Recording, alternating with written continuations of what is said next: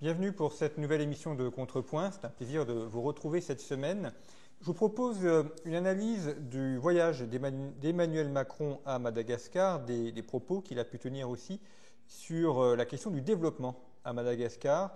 Je trouve que c'est un sujet qui est extrêmement intéressant à étudier parce que ça renvoie à deux thèmes. Le premier qui est le thème du développement et donc la manière dont un pays arrive ou non à se développer. Et le deuxième thème, c'est celui de la soumission d'un pays sous-développé ou mal développé à une puissance étrangère, et notamment le cas de la Chine, puisqu'on va voir que Madagascar est de plus en plus inséré dans les filets chinois et devient un levier de l'expansionnisme chinois. Alors, revenons sur les éléments. Donc, Emmanuel Macron était présent à Madagascar et il a opéré une opération de repentance en disant que la France devait pardonner pour les effets de la colonisation.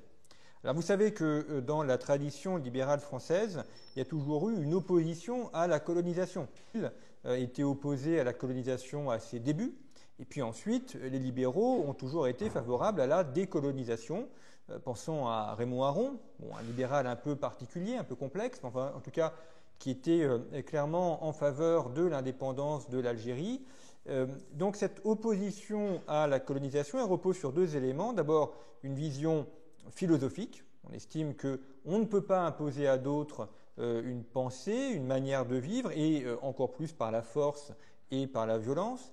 Et deuxièmement, la colonisation coûte très cher et est un facteur non pas de développement, mais au contraire de stagnation économique. Ça a été d'ailleurs remarquablement démontré par Jacques Marseille dans sa thèse consacrée au capitalisme et au colonialisme français. Il n'empêche que la présence française à Madagascar a été globalement positive pour l'île en matière de développement, avec de nombreuses routes qui sont construites, avec également des missions humanitaires qui sont menées. Alors, ce n'est pas le terme qu'on emploie à l'époque, mais ça correspond à ça, notamment avec la création d'hôpitaux, de dispensaires, qui permet notamment le recul des maladies tropicales. Et notamment, vous avez les grandes endémies qui sont combattues. Pensons à la peste, pensons au choléra, à la variole, à la fièvre typhoïde, qui reculent dans l'ensemble de l'île et notamment dans la capitale Tananarive, et la mise au point également de vaccins. Alors ça a pour effet de permettre l'accroissement de la population et ainsi Madagascar passe d'à peu près 2,5 millions d'habitants en 1900 à 6 millions d'habitants en 1960. On a également le développement des écoles avec une scolarisation importante des enfants. Donc, au niveau sanitaire, au niveau éducatif, au niveau des infrastructures, la France a beaucoup investi, a dépensé beaucoup d'argent et a permis à l'île de se développer et de connaître une expansion économique assez intéressante, ainsi qu'avec le développement de produits agricoles. Pensons notamment au café, pensons également à tout ce qui est arbres fruitiers, aux épices, aux poivres, etc. Ce qui fait qu'en 1960, au moment de l'indépendance, vous avez énormément d'espoirs qui sont placés dans l'île de Madagascar, avec un PIB de l'île qui est supérieur à celui de la Corée, notamment la Corée du Sud, ainsi qu'à celui de la Thaïlande. Alors, il faut dire aussi que la Corée sort de la terrible guerre de Corée, mais de nombreux géographes, de nombreux économistes expliquent que Madagascar sera la grande puissance de demain, parce que l'île est immense, parce que les ressources sont nombreuses et parce qu'elle a une certaine tenue en matière économique et en matière de scolarisation et de développement humain.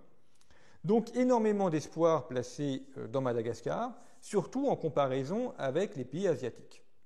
Dans les années 1960-1970, c'est l'Afrique qui suscite les espoirs et c'est l'Asie qui suscite de nombreuses inquiétudes.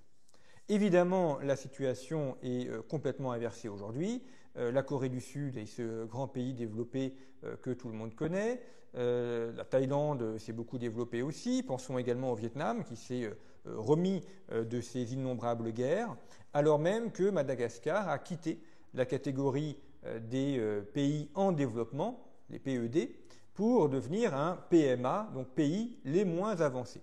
Donc Madagascar a n'ont pas connu une croissance économique et un développement économique, mais au contraire, une décroissance et une très forte pauvreté. Alors c'est dû à plusieurs facteurs, mais notamment c'est dû à l'expérience socialiste qui a été mise en place à Madagascar dans les années 1960, 1970, 1990. On a en effet une période socialiste qui s'ouvre officiellement en 1975 et qui dure jusqu'en 1991. Alors, ça dure encore aujourd'hui, mais les principaux éléments ont été arrêtés en 1991.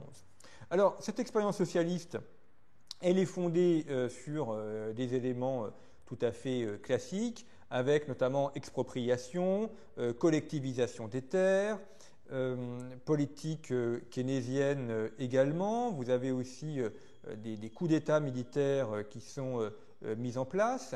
En 1975 est adoptée ce qu'on appelle la charte de la révolution socialiste malgache.